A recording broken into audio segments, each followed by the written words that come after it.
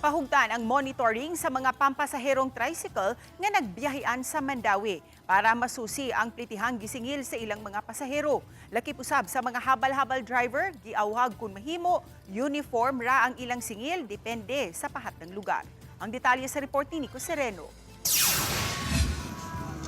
Ipamonitor ang mga tricycles nga nagbiyahean sa Mandawi. Labi na kung doon na ba'y mipasaka o plitihan, taliwa ni nasinati nga krisis karon. Kini ang ginuso nga resolusyon sa City Council nag-auhag sa lain-laing departamento pagsusi niini.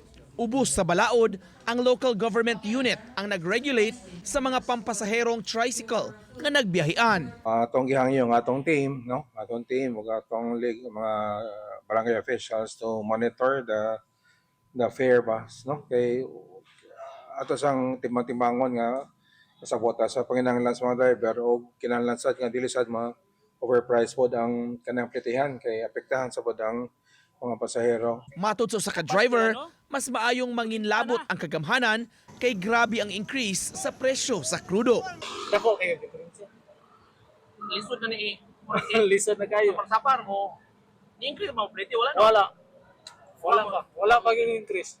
Mapaygi mo kuan ang gobyerno ang ning kuan na kay para sa mga drivers tricycle. Sa Pikas Bahin, gimiting na sab sa pipila ka mga barangay captains ang mga motorcycle organizations ug habal-habal drivers sa ilang lugar.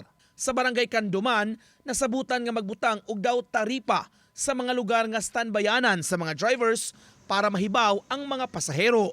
Matud sa kapitan, may pagsaka na gyud sa singil sa mga habal-habal. Apan gihangyo lang nila i-uniform kini. Palibutan ng tarpaulin dito, so makita sa mga tao ng musakay kung pila na pera ng asa sa patot. Pero increase yun kap ang ilang kuan gyud. Lagi sila increase kay mahalang sa gyud. Nico Sereno, Balitang Bisdak.